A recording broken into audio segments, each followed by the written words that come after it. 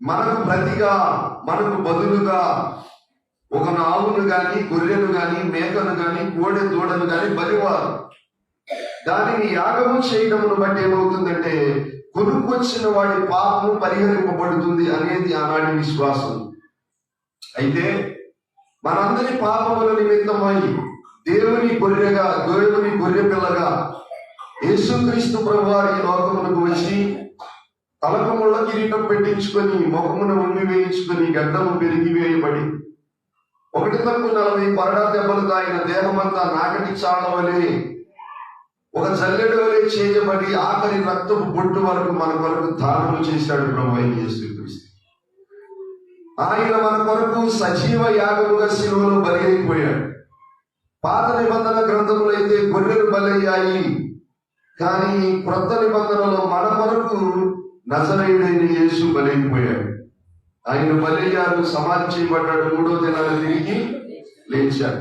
ఆయనను విశ్వసించి జన్మ కర్మ పాపముల నుండి విమోచన పొంది రక్షణ పొంది నీతిమంతులుగా నీతిమంతురాలుగా తీర్చబడ్డాము మనం. అయితే ఇలా తీర్చబడిన వారు కూడా కొన్ని చేయాలి.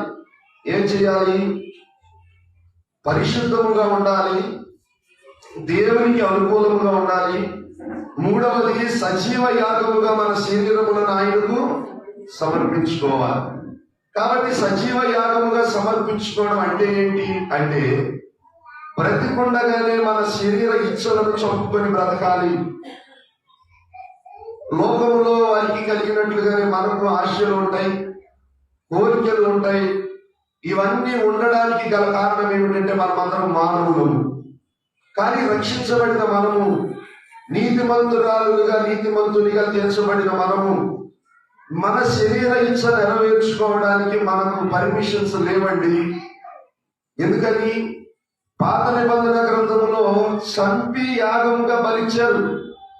కానీ క్రొత్త నిబంధన భక్తి ఏమిటంటే బ్రతికుండి చస్తూ బ్రతకాలి. దేవునికి స్తోత్రం, హల్లెలూయా.